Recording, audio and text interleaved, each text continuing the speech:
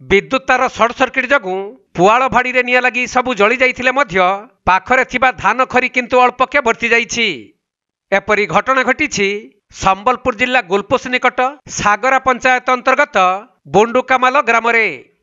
मिलिथिबा सूचना अनुसार ग्रामर प्रशांत रणा निज घर पाखरे अमल धान मड़ाउथबा बेले हठात विद्युत तार सर्ट सर्किट होई पुआल भाड़ी रे निया लगी जाइथिला।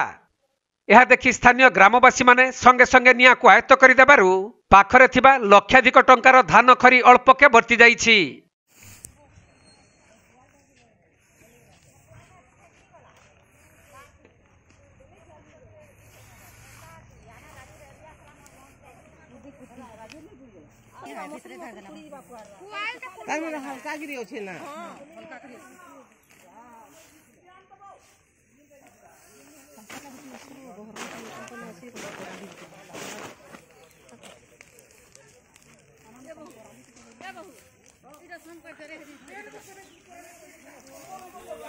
संबलपुर जिल्लारू विनोद कुमार सेठी रिपोर्ट, कोणार्क लाइव।